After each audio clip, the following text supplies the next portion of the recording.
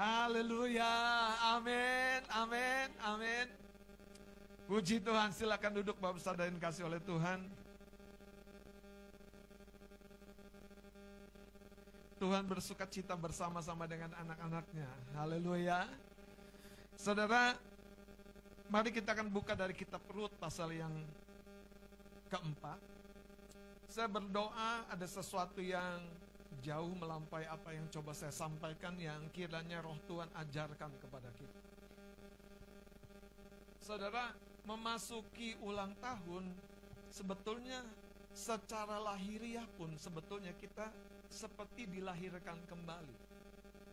Tapi kenapa banyak orang justru memasuki perhitungan tahun yang berikutnya? Mereka bisa juga mengalami berbagai-bagai masalah karena dunia rohani ini memang sedang begitu aktifnya. Ingat ketika Yesus dilahirkan, Herodes memerintahkan bunuh semua bayi yang usianya 2 tahun ke bawah. Dan itu mengerikan sekali kisah itu, saudara. Yesus lahir, bukan hanya malam kudus sunyi senyap. Berikutnya ada pemburuan besar-besaran dari tentara Herodes untuk membinasakan. Ingat cerita yang lain, Musa dilahirkan. Apa yang kemudian terjadi? Wah, Fir'aun marah, sontak berkata, binasakan semua anak-anak dari orang Ibrani.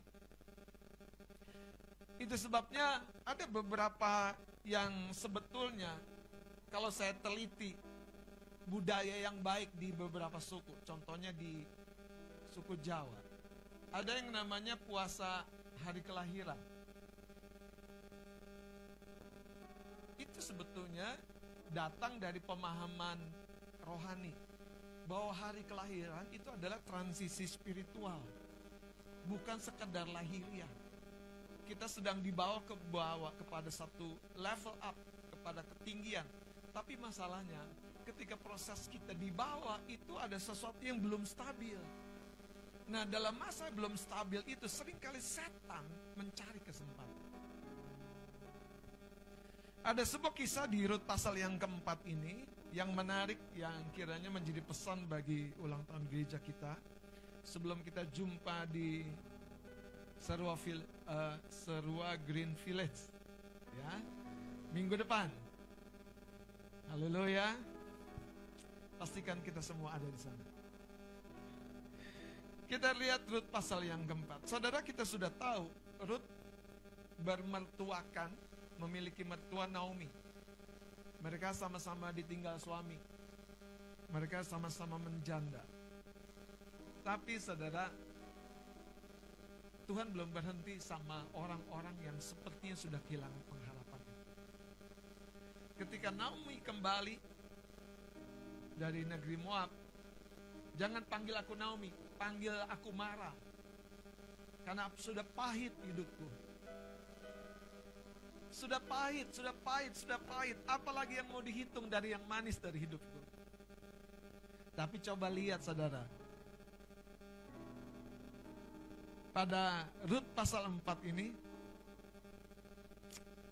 dari ayat 14.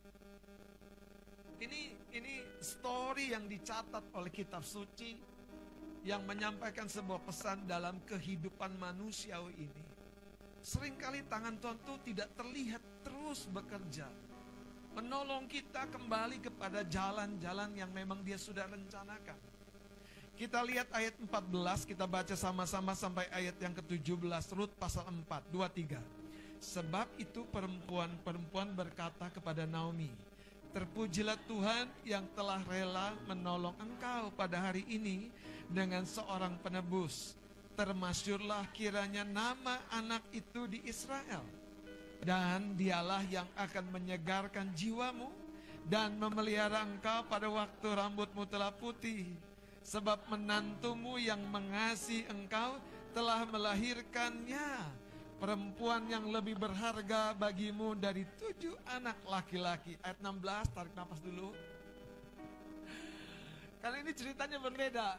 Ya, ayat 16 kita baca 2-3. Dan Naomi mengambil anak itu serta meletakkannya pada pangkuannya. Dan dialah yang mengasuhnya. Dan tetangga-tetangga perempuan memberi nama kepada anak itu, katanya, pada Naomi telah lahir seorang anak laki-laki. Lalu mereka menyebutkan namanya Obed. Dialah ayah Isai, ayah Daud. Beri tepuk tangan bagi Tuhan Yesus untuk firman Allah. Sejarah manusia itu bisa Tuhan ubah. Katakan sama-sama, sejarah hidupku sedang Tuhan ubah. Tidak akan berakhir pahit. Tidak akan berakhir getir. Tidak akan berakhir sakit-sakitan. Tidak akan berakhir terpukul kalah dalam keuangan, dalam hubungan, dalam kesehatan. Amin. Karena cerita Rut ini merangkum semuanya. Rut ditinggal oleh suaminya meninggal bersama dengan menantunya yang juga sudah menjanda. Dan waktu mereka mendengar bahwa di Bethlehem sudah terjadi sebuah pemulihan ekonomi karena musim sudah berubah, cocok tanam sudah berhasil, inilah ceritanya. Ada seorang yang bernama Boas. Dia memiliki ladang yang begitu luas, begitu subur dan begitu berhasil. Ada pelayan-pelayan, pekerja-pekerja wanita yang selalu bekerja menuai gandum. Saya percaya saudara, pada waktu Naomi memperkatakan itu, Naomi belum memahami bahwa skenario Tuhan itu sedang, istilah saya, kalau setir itu lagi digeser halus. Bayangkan sebuah kapal besar, pasti nggak banting setir kan? Nggak ada istilah banting setir, bisa terbalik saudara. Bayangkan mobil kontainer dengan 2 gandeng itu, dia akan main halus, dia akan main jarak. Sampai saudara kemudinya mendapatkan angle yang pas. Inilah Tuhan sedang menolong Naomi dan keluarganya sampai menemukan angle yang pas untuk babak yang berikutnya. Mereka berlari chasing your dream. Nah, hari ini saya berdoa Anda mulai mendapatkan angle yang terbaik itu. Angle yang terbaik itu sehingga Anda tahu, wah, ini aku harus berlari secepat-cepatnya. Kenapa? Kisah Rut dinikahi oleh Boas itu bukan segera sebuah cerita lahiriah. Cerita Rut diambil menjadi istri oleh Boas itu adalah sebuah kisah sejarah umat manusia yang tadi saya katakan Tuhan sedang mengarahkan begitu rupa sampai dapat angle-nya. Dan Rut menikah dengan siapa tadi? Boas melahirkan siapa? Kenceng benar Obednya. Kenceng benar.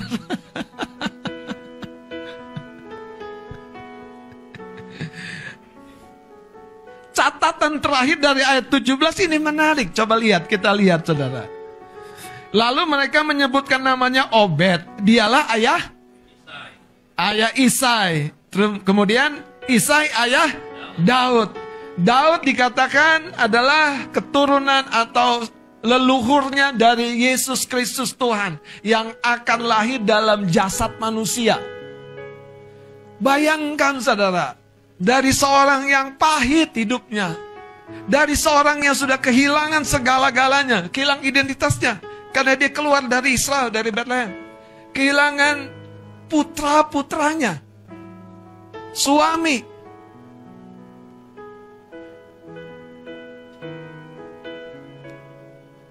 Ketika saya berdoa, Tuhan taruhkan begini saudara.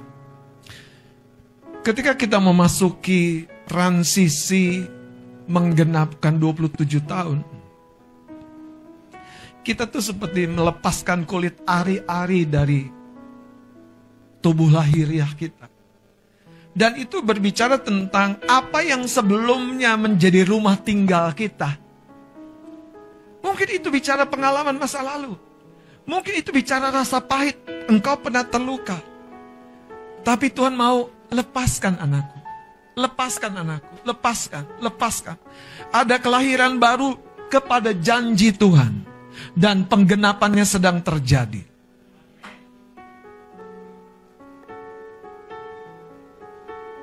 Mengamati cerita ini, saudara, penuh dengan apa yang Roh Kudus mau sampaikan. Naomi berkata, jangan panggil aku lagi Naomi, panggilkan aku Mara. Karena kalau engkau tanya apa yang manis pengalamanmu dengan Tuhan, gak ada lagi. Kalau engkau tanya apa yang manis pengalaman bersama Tuhan, apa yang mau aku katakan manis? Aku terbuang, terhilang dari negeriku. Aku hanya tinggal dengan satu-satunya menantu. Dan aku nggak tahu bagaimana ceritaku selanjutnya. Tetapi kepada orang yang di dalam sudut pandang manusia nggak punya harapan apa-apa, Tuhan menerbitkan harapan. Tuhan menerbitkan harapan. Tuhan memunculkan harapan.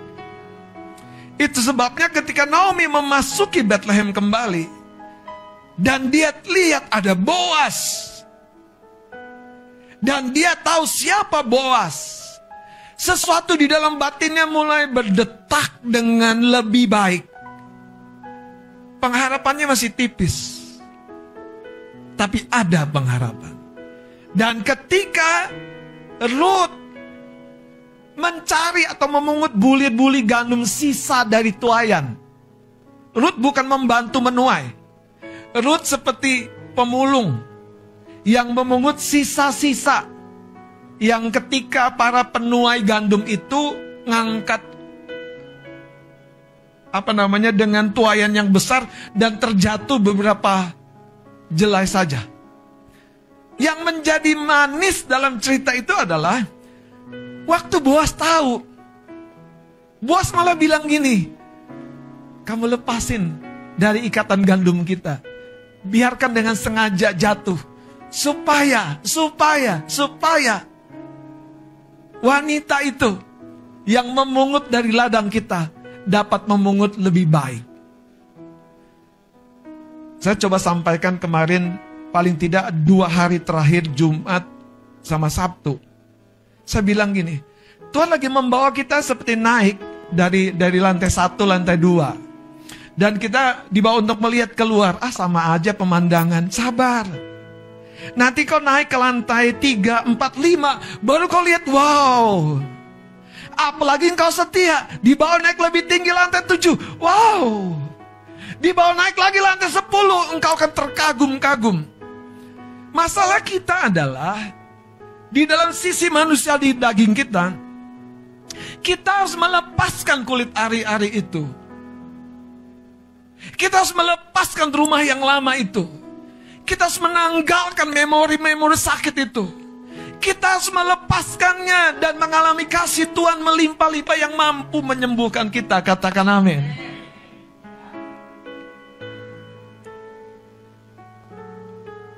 Dalam cerita yang berbeda, dalam konsep yang sama, supaya Anda paham apa yang saya maksudkan, mari kita lihat cerita tentang Gideon.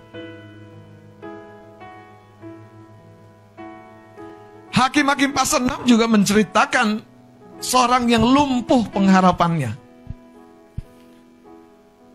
Dan Gideon sebetulnya mewakili harapan seluruh bangsa. Tapi khususnya, kenapa sekali lagi nanti Anda lihat ya, Tuhan pilih Gideon.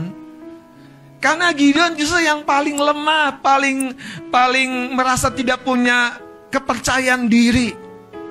Aku paling kecil dari sukuku. Bahkan kalau Anda baca dengan lengkap, papanya Gideon itu pemimpin atau imam penyembahan berhala. Nanti Anda akan tahu kenapa Gideon diberi nama Yerubbaal. Karena Gideon justru merobohkan menara-menara, mesbah-mesbah penyembahan berhala, penyembahan Baal itu. Jadi Gideon diberi nama Yerubbaal. Dari cerita ini saja ada sebuah perubahan yang kita tahu. Gideon yang sebelumnya berkata, Gak mungkin lagi negaraku berubah. Gak mungkin lagi keluargaku baik-baik. Gak mungkin, sudah habis. Tapi Tuhan sekali lagi sedang membawa kita mengalami kelahiran kembali kepada janji Tuhan. Lihat Hakim-Hakim pasal yang ke-6, ayat yang ke-13. Ayat 12 dulu saya akan baca. Malaikat Tuhan menampakkan diri kepadanya dan berfirman kepadanya demikian. Tuhan menyertai engkau, ya pahlawan yang kontras sekali ya. Tuhan menyertai engkau, gadis yang berbahagia dan beruntung. Mana bahagianya, mana beruntungnya. Tuhan memberkati engkau, ya pemuda yang hebat. Mana hebatnya, kuliah enggak, kerja enggak, jadi pengacara sepanjang waktu. Pengangguran banyak acara. Tetapi mari kita lepaskan, saudara. Selama engkau tidak bersedia menanggalkan jubah lamamu itu, waduh repot, saudara. Sebagus-bagusnya rencana Tuhan, sebagus-bagusnya pelangi muncul, tapi kalau kita tidak move on, repot, saudara, repot. Jalan agak jauh dikit, istri Lot nengok kemana? Bukan nengok keluarganya. Jalan agak jauh keluar dari apa? Sodom dan Gomora, istri Lot nengok kemana? Kalau dia nengok suamiku mana ya? Kalau dia nengok anak gue mana ya? Dia ingat rumahnya yang banyak figura, banyak hiasan, banyak pernak-pernik yang indah. Kutinggalkanlah semuanya. Tuhan, Engkau tidak adil. Saudara, kalau Tuhan mau mempercayakan yang baru, seringkali kita harus bersedia melepaskan yang lama. Sekalipun tidak semua yang lama itu jahat dan tidak berguna. Mari kita lihat cerita ini sekarang ayat yang ke-13. Kita baca sama-sama. Hakim-Hakim pasal 6 ayat 13 kita baca 2-3. Jawab Gideon kepadanya, Tuanku, jika Tuhan menyertai kami, mengapa semuanya ini menimpa kami? Coba, siapa yang suka komplain sama Tuhan kalau lagi doa? Gak ada yang angkat tangan, cuma saya. Jemaat kudus semua ini, dewasa rohani semua nih. Kok cuma saya yang angkat? Tuhan, terima kasih jemaatmu, luar biasa sekali. Aduh, gak sangka aku punya jemaat yang lebih dewasa rohani. Haleluya. Tuhan, kasihani jemaatmu, gak ada yang jujur.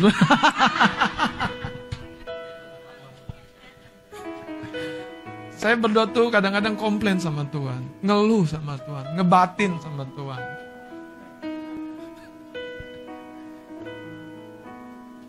Wah, kayaknya gak nyambung ya. Aku enggak tuh. Coba lihat ayat 13, jawab Gideon kepadanya, Tuanku, jika Tuhan menyertai kami, kok keadaannya tidak seperti yang kau katakan itu?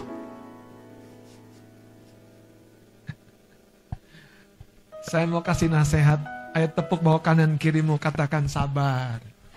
Kita masih di lantai 1, lantai 2, lantai 3. Sabar.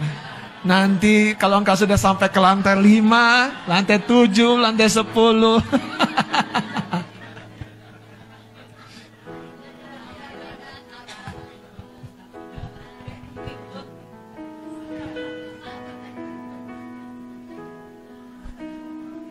Suatu ketika seorang anak masuk sebuah lift yang sudah duluan ramai di dalam lift itu. Dia masuk, anak kecil bersama dengan papanya. Masuk dalam lift, dia lihat orang gede-gede banget. Langsung takut. Karena ruangan sempit, orang banyak, tinggi-tinggi, besar-besar. Dia cilik. Sang bapak yang tahu gelagat anaknya ini lagi cemas, tidak bicara panjang, dia angkat anaknya, dia dudukkan di bahunya. Waktu anaknya duduk di bahunya, dia lihat kepala-kepala orang itu. Dia lihat kepala orang-orang yang gede.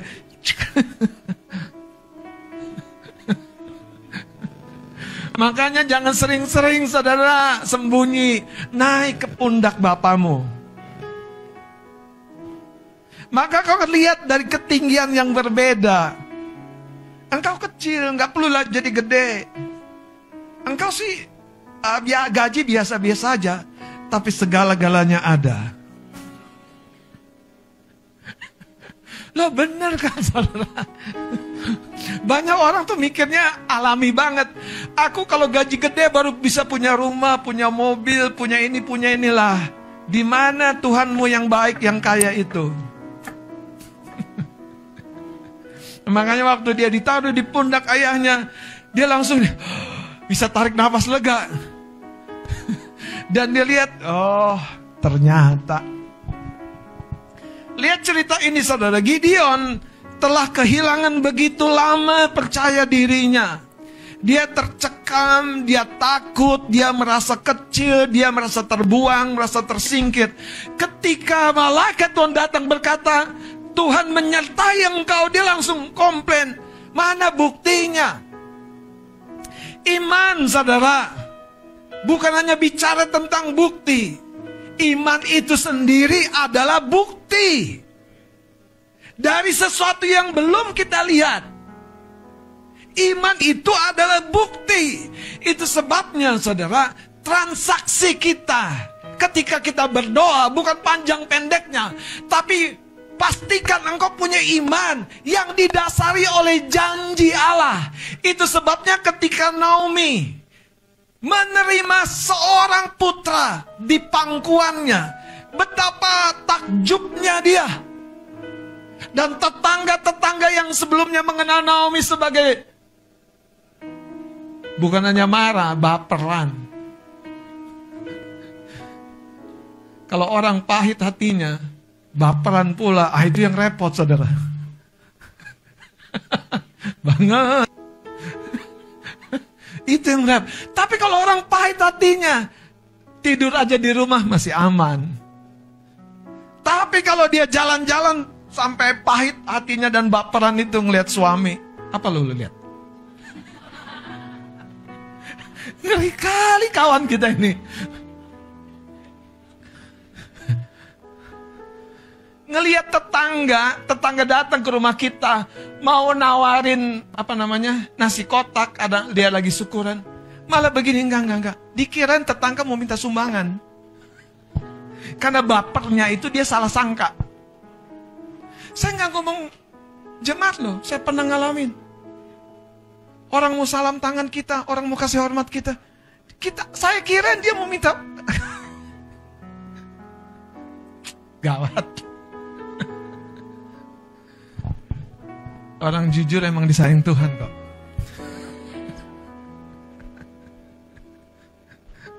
Orang jujur aja disayang pendeta, ya enggak? Iya kan? Apalagi kalau jujur di hadapan Tuhan, pasti dibela Tuhan, saudara. Coba lihat cerita nih. Ayat 14-nya kita dengan cepat. Lalu berpalinglah Tuhan kepadanya dan berfirman. Ini kan dia mulai putar setirnya pelan-pelan supaya dapat angle yang pas. Belum lari cepat. Nanti kacau si Gideon. Kenapa? Gideon masih menyimpan ketakutannya.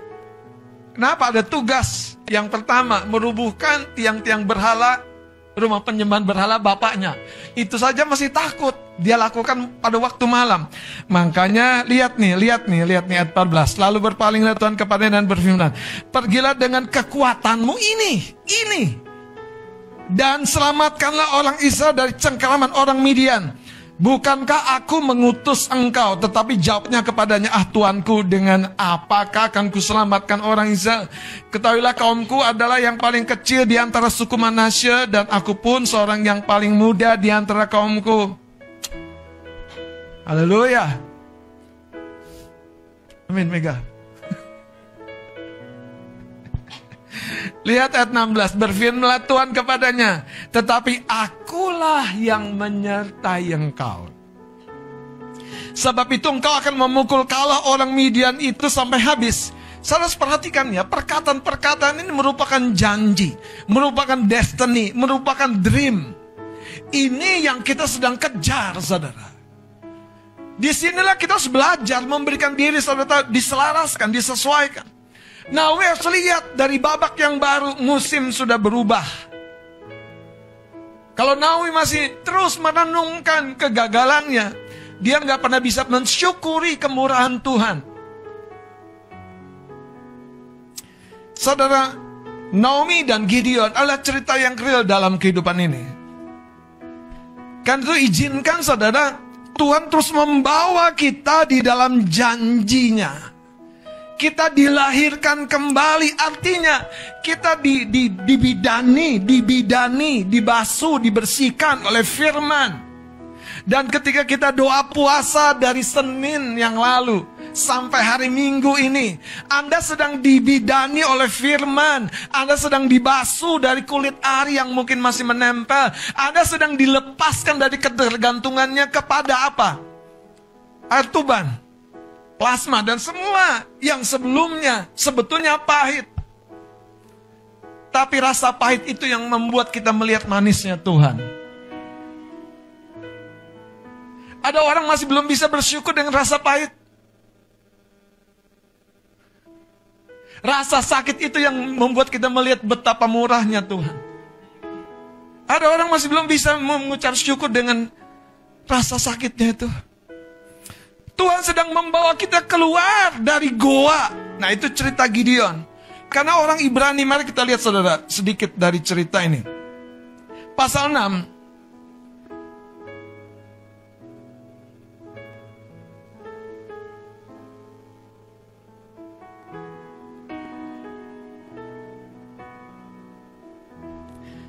Ayat yang pertama dan kedua. Tetapi orang Israel melakukan apa yang jahat di mata Tuhan. Sebab itu Tuhan menyerahkan mereka ke dalam tangan orang Midian 7 tahun lamanya. Pendek atau lama?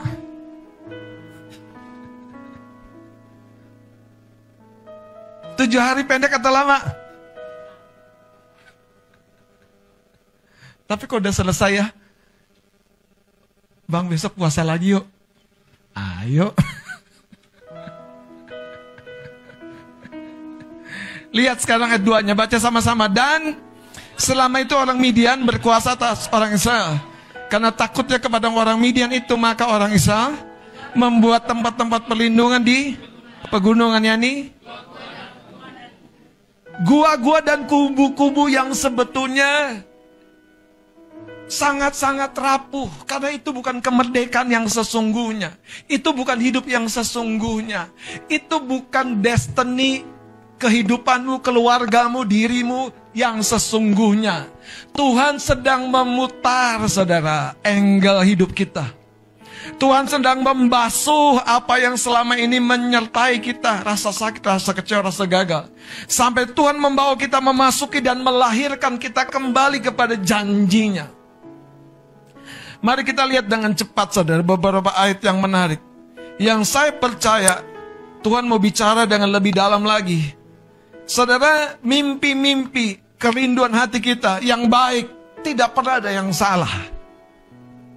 Namun seringkali kita tidak tahu ada musuh yang memberikan luka-luka yang hari ini Tuhan berkata, it is enough.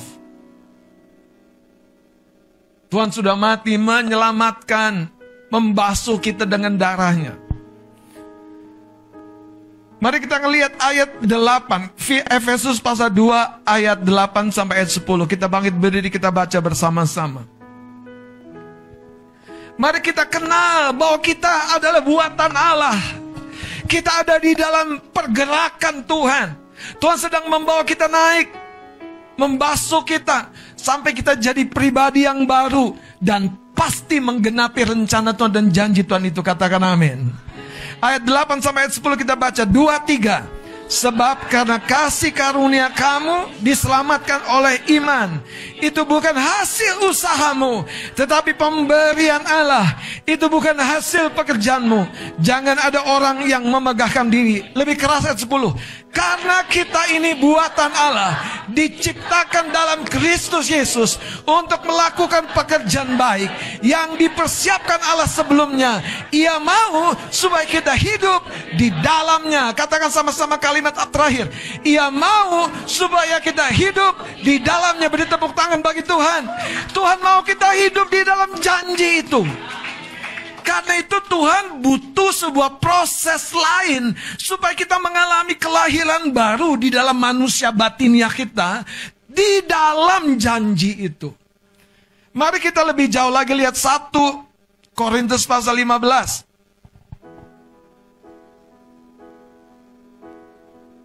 Ayat 57 dan 58. Kita akan baca dengan suara yang keras sebagai sebuah deklarasi kepada Tuhan. Kita baca ayat 57 dan 58, 1 Korintus 15, 23. Tetapi syukur kepada Allah yang telah memberikan kepada kita kemenangan oleh Yesus Kristus Tuhan kita. Karena itu saudara-saudaraku yang kekasih, berdirilah teguh, jangan goyah, dan giatlah selalu dalam pekerjaan Tuhan. Sebab kamu tahu bahwa dalam persekutuan dengan Tuhan jerih payahmu tidak sia-sia. Beri tepuk tangan sekali lagi buat Tuhan. Saudara, dalam corak yang berbeda, inilah perkataan Naomi kepada Ruth. Jangan pilih ladang yang lain. Karena di ladang itu yang sementara kamu memungut jelai, justru kamu akan jadi nyonyanya. Di ladang yang sama, pada waktu kamu memungut, tanganmu kotor, matamu tertunduk, engkau berselubungkan sesuatu yang menudungi engkau. Engkau akan memandang dengan sukacita. Di ladang yang sama itu, ketika Naomi berpesan kepada Ruth, seperti ayat ini, giatlah selalu, berdiri teguh, jangan goyah.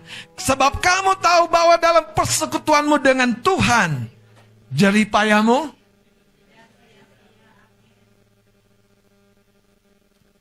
Coba tepuk sekali lagi bawah kanan kirimu. Saudara-saudaraku, berdirilah teguh, jangan goyah. Giatlah selalu dalam pekerjaan Tuhan. Kalimat terakhir, sebab kamu tahu dalam persekutuanmu dengan Tuhan, jerih payahmu tidak sia-sia. Haleluya. Silakan duduk. Silakan duduk Bapak Ibu Saudara.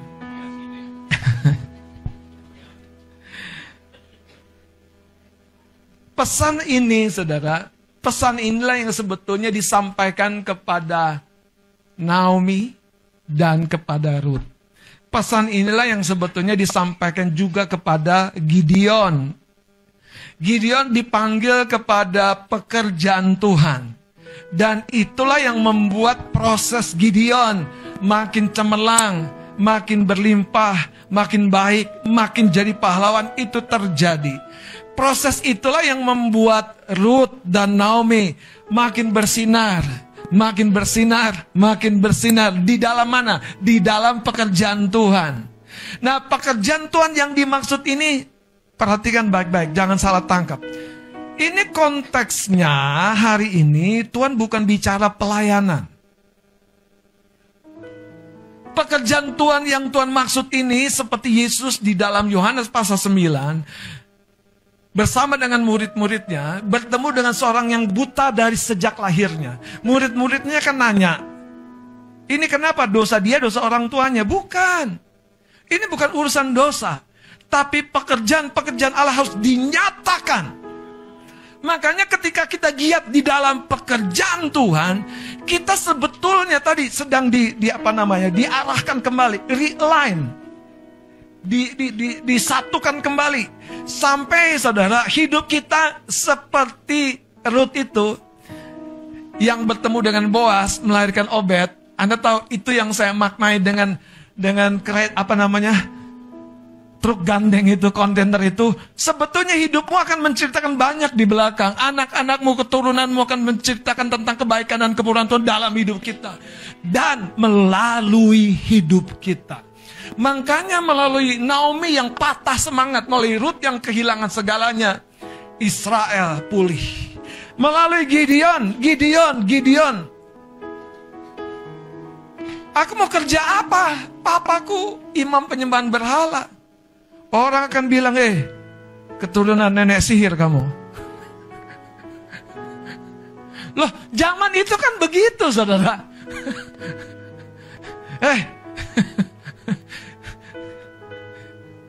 Saya nggak ditulis sih emaknya Gideon. Yang tulis cuma papanya, Gideon bin Yoas. Nah, Yoas itu papanya.